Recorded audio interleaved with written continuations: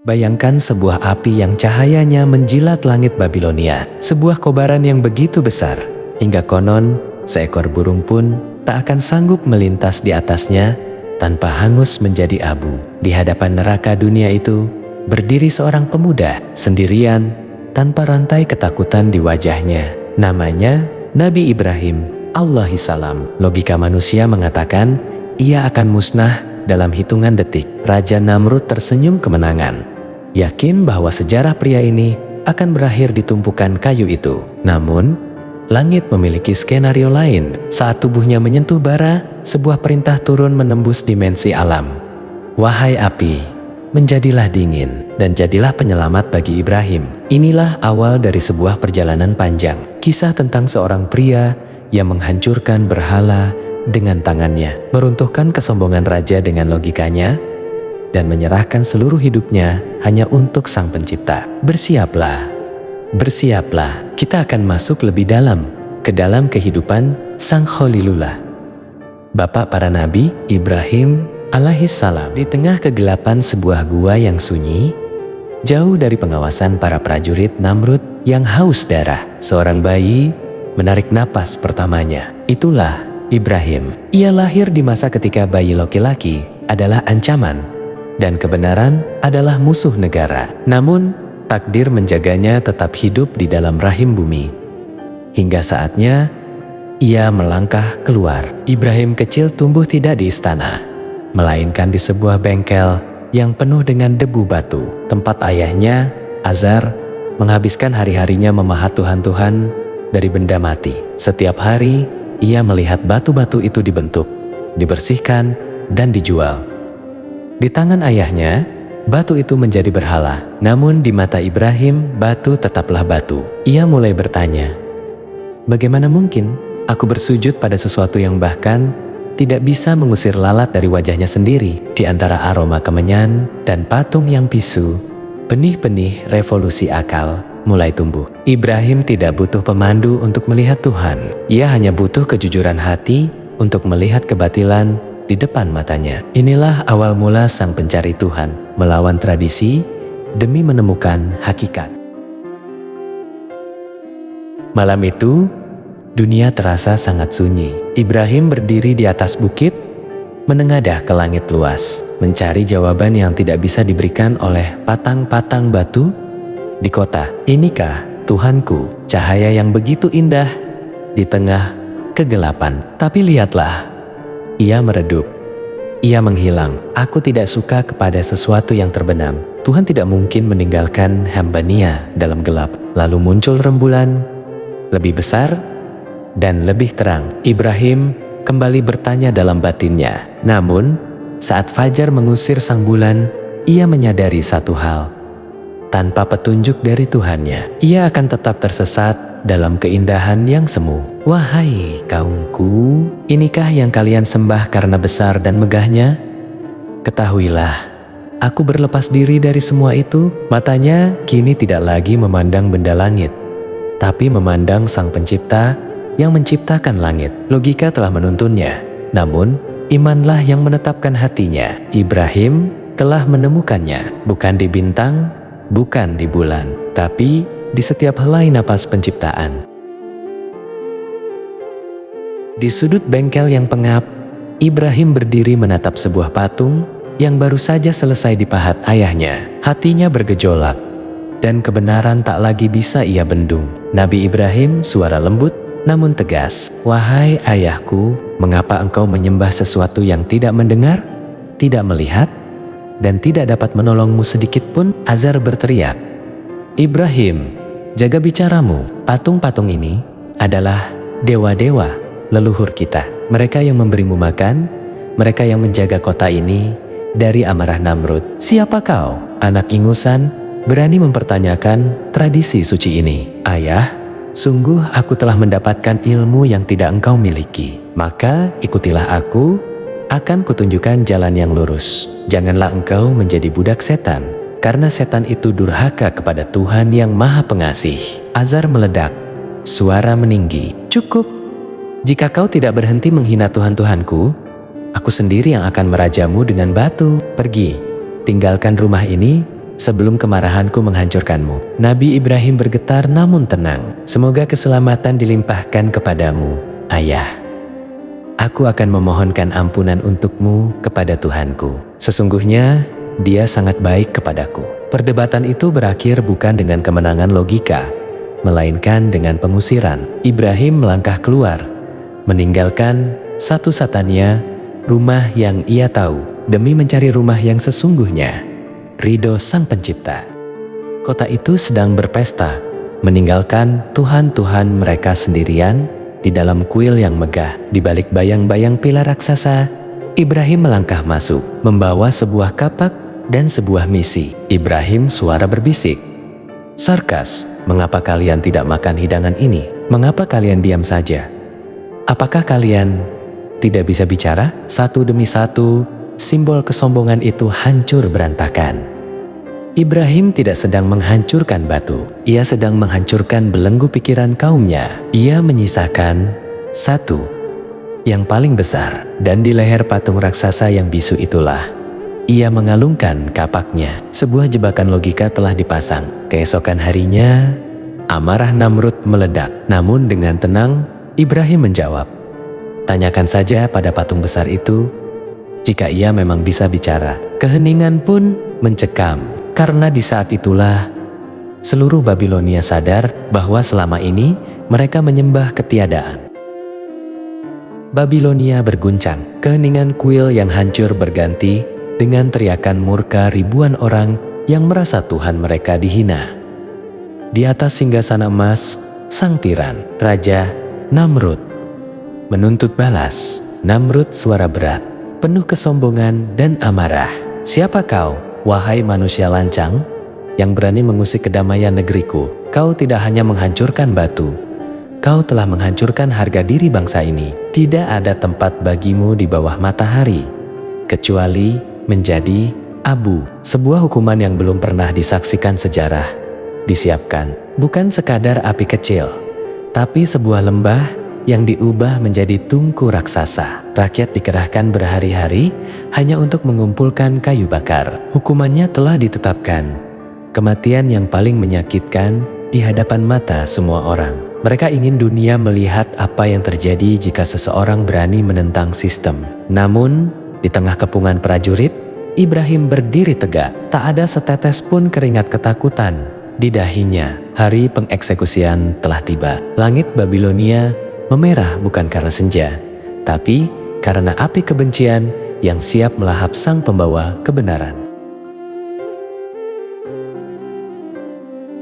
Inilah akhirnya tubuh Ibrahim dilemparkan dari ketapel raksasa, melayang tepat ke jantung tungku yang membara. Namrud tertawa, rakyat bersorak. Mereka yakin dalam sedetik pria itu akan lenyap tak berbekas. Namun di titik terdalam panas yang mematikan itu, waktu seolah berhenti. Alam semesta menahan napas saat sebuah perintah suci bergema dari Arsy. "Wahai api, menjadilah dingin dan jadilah penyelamat bagi Ibrahim." Dunia menyaksikan keajaiban yang tak masuk akal. Di tengah jilatan api yang sanggup melelehkan logam, Ibrahim duduk dengan tenang. Tidak ada satu helai rambut pun yang hangus. Baginya, bara itu berubah menjadi hamparan bunga yang sejuk. Namrud terdiam. Rakyat terpaku. Hari itu, api kehilangan kodratnya untuk membakar demi tunduk pada sang pemilik kehidupan. Inilah bukti nyata. Jika Allah bersamamu, maka seluruh dunia takkan mampu menyentuhmu. Ibrahim berdiri tepat di hadapan singgasana Namrud, bukan lagi sebagai tahanan, tapi sebagai pembawa kebenaran yang tak bisa dibakar. Namrud, dengan sisa kesombongannya, mencoba menantang Tuhan melalui logika manusia. "Siapa Tuhanmu yang kau bangga-banggakan itu?" "Ibrahim." "Mengapa aku harus tunduk padanya? Aku pun bisa menghidupkan dan mematikan. Lihat, tawanan ini aku bunuh, dan yang itu aku biarkan hidup. Bukankah aku Tuhan atas nasib mereka?" Ibrahim suara tenang, tanpa emosi berlebih, sangat cerdas. "Tuhanku adalah Dia yang menerbitkan matahari dari timur. Maka, jika engkau memang Tuhan seperti yang kau klaim," sekat-sekat kesombongan Namrud runtuh seketika. Lidahnya Keluh, logikanya mati kutu di hadapan fakta alam yang tak terbantahkan. Sang penguasa dunia itu terdiam 1000 bahasa, karena ia tahu ia hanyalah debu di hadapan sang pemilik semesta. Kebenaran tidak butuh pedang untuk menang, ia hanya butuh akal yang jujur untuk bersinar. Ibrahim melangkah pergi, meninggalkan tanah Babilonia, meninggalkan puing-puing berhala, dan meninggalkan ayahnya yang tetap dalam kegelapan. Ia berjalan tanpa peta, hanya berbekal satu janji. Sesungguhnya, aku harus berhijrah kepada Tuhanku. Perjalanan membawanya hingga ke tanah Mesir. Namun, cobaan tak berhenti. Di sana, seorang raja zalim mencoba merampas kehormatan Sarah, istrinya. Namun, setiap kali tangan sang raja hendak menyentuh, tubuhnya kaku membeku seolah dikunci oleh kekuatan langit. Sadar ia berhadapan dengan wanita suci, sang raja pun menyerah. Sebagai penghormatan, ia menghadiahi seorang pelayan bernama Hajar. Mereka kembali ke Palestina dengan harta, namun dengan satu ruang kosong di hati mereka, seorang anak. Tahun demi tahun berganti, rambut Ibrahim memutih, dan Sarah mulai menua dalam kesunyian. Di bawah langit Syam yang luas, Ibrahim tetap menengadah. Bukan lagi mencari Tuhan, tapi memohon satu tunas yang akan meneruskan kalimat tauhid di bumi. Inilah awal dari ujian kesabaran yang paling agung, sebuah penantian yang akan mengubah peta sejarah manusia selamanya. Setelah puluhan tahun menanti dalam doa, keajaiban itu datang.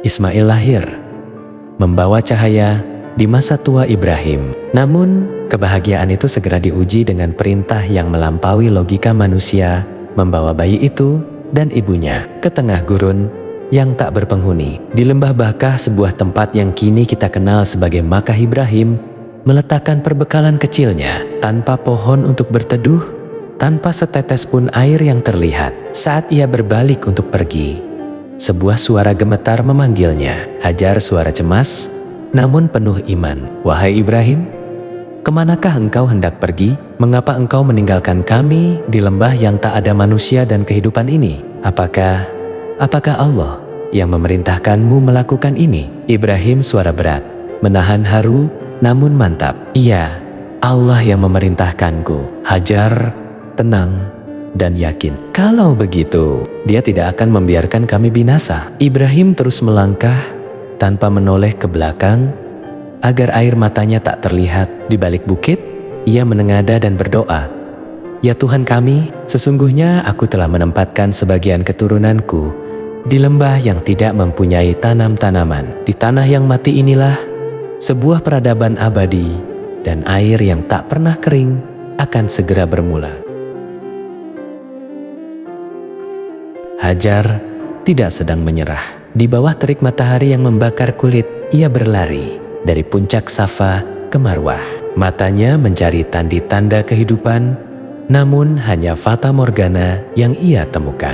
7 kali ia mendaki, 7 kali ia berharap, bukan untuk dirinya, tapi untuk nyawa kecil yang meronta di kejauhan. Inilah Said, sebuah tarian antara ikhtiar yang maksimal dan tawakal yang total. Saat tenaganya habis, saat harapan manusia berada di titik nol, pertolongan justru datang dari tempat yang paling rendah. Siti Hajar terengah-engah, penuh keajaiban. Zam, zam, zam, zam. Berkumpullah, berkumpullah. Air itu tidak turun dari langit, tapi memancar dari tumit bayi Ismail. Sebuah mata air yang tak akan pernah kering hingga akhir zaman. Allah menunjukkan bahwa dari kepatuhan Ibrahim dan kesabaran Hajar, sebuah kehidupan abadi akan memancar di tengah padang mati. Lembah yang semula sunyi kini bersiap menjadi pusat dunia, dan setiap tetes zam-zam adalah saksi bahwa Allah tidak akan pernah menuanyoken hamba yang percaya padanya.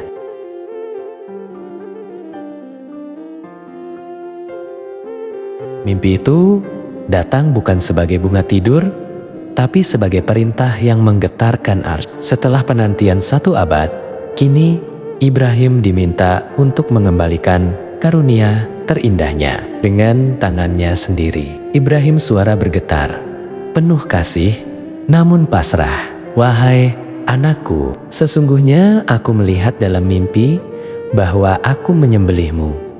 Maka pikirkanlah, apa pendapatmu? Ismail suara muda, sangat tenang dan mantap. Wahai ayahku, kerjakanlah apa yang diperintahkan kepadamu. Engkau akan mendapati aku, insya Allah, termasuk orang-orang yang sabar. Di atas Bukit Mina, sejarah seolah berhenti berputar. Ibrahim merebahkan putranya. Tak ada kebencian, hanya ketaatan yang mutlak. Saat tajamnya pisau mulai mendekat, bukan leher Ismail yang teriris, melainkan ego dan kecintaan manusiawi yang telah lumat oleh cinta kepada Tuhannya. Tepat sebelum perpisahan itu terjadi, langit berseru, ujian telah selesai.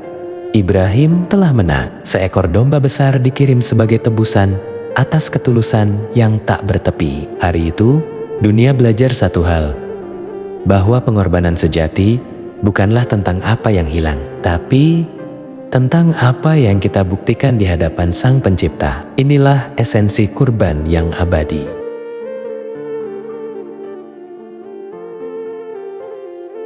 Di lembah yang dahulu sunyi, kini dua pasang tangan mulia bekerja sama. Ibrahim dan Ismail bahu-membahu menyusun batu demi batu, bukan untuk membangun istana bagi diri mereka, melainkan membangun rumah bagi seluruh umat manusia.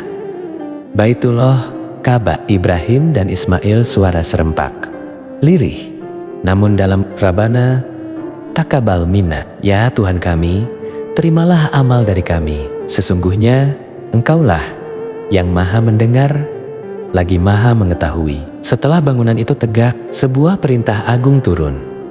Serulah manusia untuk mengerjakan haji. Ibrahim bertanya, bagaimana suaraku bisa sampai kepada mereka? Allah menjawab, serulah, dan aku yang akan menyampaikannya. Gema seruan itu menembus waktu dan ruang. Hingga hari ini, jutaan hati bergerak menuju titik yang sama. Perjalanan Ibrahim bukan hanya tentang sejarah, tapi tentang warisan iman yang tak akan pernah lekang oleh zaman. Selesailah tugas Sang Khalilullah, meninggalkan jejak kepasrahan yang abadi dan rumah yang menjadi kiblat bagi setiap jiwa yang mencari jalan pulang. Waktu pun menunaikan tugasnya. Rambut Ibrahim telah memutih sempurna, wajahnya yang penuh ketenangan menyimpan ribuan cerita tentang api, gurun, dan pengorbanan. Di senja usianya, sang kekasih Allah bersiap untuk sebuah pertemuan yang paling ia rindukan. Namun sebelum ia memejamkan mata, ada satu wasiat yang ia titipkan. Bukan harta, bukan pula tahta. Ibrahim memanggil putra-putranya, mengumpulkan mereka dalam pelukan iman yang terakhir. Ibrahim suara tua yang bergetar namun sangat dalam dan penuh kasih. Wahai anak-anakku, sesungguhnya Allah telah memilih agama ini untukmu. Maka janganlah kamu mati kecuali dalam keadaan memeluk agama Islam, dalam keadaan berserah diri sepenuhnya. Ibrahim wafat dengan tenang, meninggalkan dunia yang telah ia ubah selamanya. Ia dimakamkan di Hebron, namun jejaknya hidup di setiap sujud kita, di setiap tawaf kita, dan di setiap kurban yang kita alirkan. Tugasnya selesai, namun wasiatnya tetap bergema, bahwa hidup hanyalah perjalanan untuk pulang kembali ke Podenia dengan hati yang selamat. Sang Khalilullah telah pulang. Buat gambar Nabi Ibrahim dibakar di api, tapi tidak merasa panas.